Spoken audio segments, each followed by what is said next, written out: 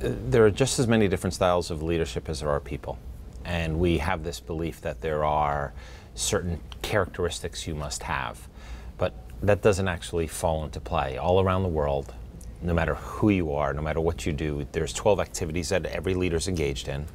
And within that context, they can have any combination of ways in which they use those tools. I was pre-med, organic chemistry, physics, calculus, started my first business in college. Before startups were startups, I had a startup.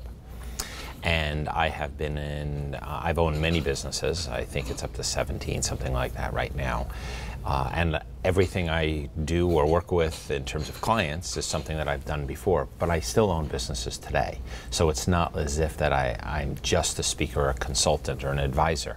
I was on the executive committee of an organization for 5 years, a large Hong Kong-based company.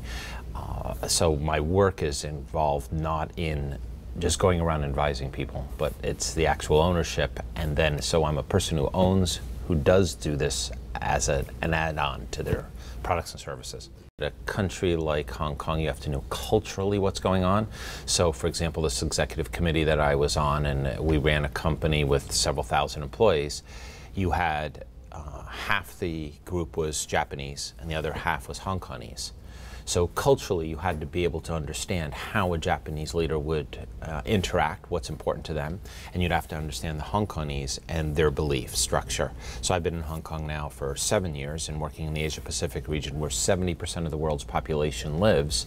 You have to be able to understand cultural differences. I wouldn't say I can go to any culture and understand what's right for them. However, because I'm traveling about 300,000 miles a year and I've worked in Copenhagen and Lithuania and Serbia, as well as Cambodia, Malaysia, I can bring to the table a different set of understanding, an empathy, as well as a positioning that says, I understand you, you can understand me, we can talk and be able to make something happen. And in all these cultures, I can. So I was just in Bangladesh 2 weeks ago, something like 2 weeks ago, and then in Thailand.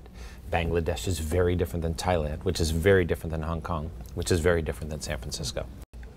To be a leader is someone who gets somebody where they want to go. It doesn't matter if it's being a kind, nice person or it's a more aggressive individual. Sometimes you want that individual. And one of the, I'm not going to call him a mentor, but someone I looked up to, he was pretty aggressive in his approach to teaching me. He made it rough, he made it hard. He wasn't a touchy-feely, make you love him type person. And I learned a lot from him. And I've had others who are very touchy-feely, and I watched their organizations fall apart. You have to have a balance. Would it be valuable for an organization to consider themselves part of a larger ecosystem? Yes, it would. Is it a means for being successful? Sometimes it is, sometimes it isn't.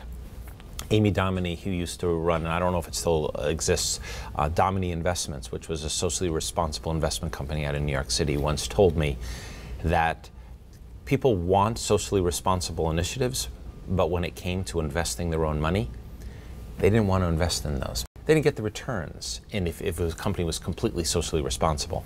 So I believe that if an organization does the right things, it doesn't harm the environment, doesn't harm people in the process, I think the world can be a different place. I believe that there are many things that a strong leader who grows an organization needs to know, and it comes down to a variety of skill sets. It's being able to plan properly, understanding new products and services, understanding how to create alliances, being able to look at competitive intelligence, being able to innovate as well as to understand the future. And be able to be more predictive in the future. So there's a whole skill set of tools that we can put into our bailiwick. Some people use very few of them and are successful. Some people are extremely smart and unsuccessful. And the reason the book Paid to Think was written is I had heard so often that the most important part about leadership and management is that execution is the most important part. And it's not, and it never has been. The most important part is the thought process that you put into it. So when you do execute, you execute on the right initiatives. This is 297,000 words. So this is a voluminous book, and it is full. I mean, when you read it, there's content in there everywhere. Did you sell a lot of copies? This one here is in our 11th printing.